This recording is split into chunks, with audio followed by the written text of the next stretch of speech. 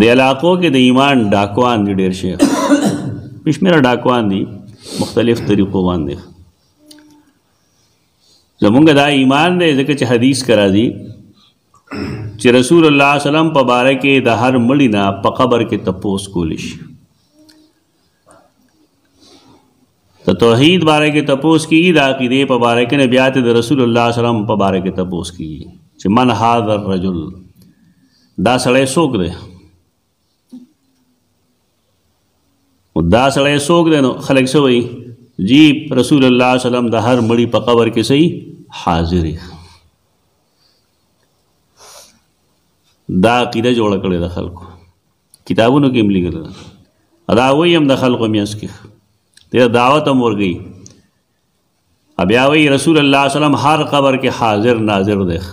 په یو وخت کې کار څومره خلک مري نو په هر قبر کې رسول الله صلی الله علیه وسلم ښکاري حاضري ولې هاذا من دا پیدل تیرے سے خیال لے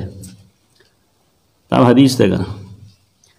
بیننا و بینک هذا الحی من کفار مضر زمونگا استا پمینس کے دا قبیلہ دا دا مضر کفارو نو کہ دا مطلبی چی دا هاذا دا وجہ رسول اللہ صلی اللہ علیہ وسلم پا ہر قبر کے حاضری گی تو دے دینا خدا معلوم شوا چی دا مضر کفار هم التا حاضرو دیکھو هاذا لفظ دیتا معهود ذہنی ہوئی دیتا مطلب نہیں کم چی دے خلقو اغسطر اللہ دے زمونگ دا ٹولو پا حال رحم ہوگی اور اللہ دے مونگ دا آئے خلقو نبچ کی چاہب زمونگ پا ایمان ڈاکا چاہی رسول اللہ صلی اللہ علیہ وسلم عرضہ کے حاضر ناظر نہ دے دا حاضر الحی دا مطلب نہیں دے سر نور حدیثوں میں یو جائے گا آگی سرکا دانوی چما تقول فی حاضر رجل سپا گلان دین آگئی د نبی کریم سلام تصویر ورته وخیخ یو خواهی تصویر حرام دی ولخوا د پیغمبر تصویر ورته دخی رضا نه خبری گئی اصل دارا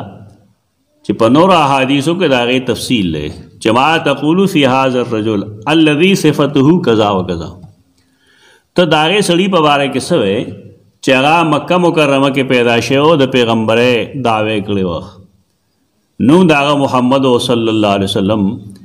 خپل قوم نو پریخے بیا مدینہ منورے دا تشریف وڑو اس لئے بارے کت سو ہے و دیتا ہوئی ما تقول فی حاضر الرجل چکم سڑے مسلمانی نا بوئی چاہ زما پیغمبر دے اگا زما نبی دے اور چکم سڑے مسلمان نہیں نا بوئی ہا لا ادری قال الناس قولا فقلتہو ما تا اسلام نشترے خلقو بس خبرے کولے امام کولے نو حدیث سے یو خلق تیسے جوڑ گیا ایو لوی صوفی بزرگ دینا آگا خطا شکل لگلا صوفیان اکثر پا دین نا پوئی گی بیچارہ گانا خلقی وہ پوئی گی نا پا دین وانے آگا وی محبوب رہنما شاید لحد تو رو تیرو گے گا رسول اللہ صلی اللہ علیہ وسلم تو مات رہنمائیو کا لحد تو رو تیرو کے راشی جماعت تو جوابو خیر تا غلو دا تا گناہ دے ہر چاچے ویلے خین دی کلی بدرت نو آئی وردا خو خین دی کلی دا دا کم علمین کی دا لحد تو رو تیرو کے رہنمائی صرف اللہ کو لیش دا حشر میدان کے رہنمائی صرف اللہ کو لیش دا دا رسول اللہ صلی اللہ علیہ وسلم مرتبہ نہ دا دوڑا خبری زان لزان لدی رسول اللہ صلی اللہ علیہ وسلم دا اللہ بندر ہے توفیق رسول اللہ صلی اللہ علیہ وسلم دا جواب نشی ورگولے توفیق ورگول دنے کے دا اللہ ورگئی غلو بنکو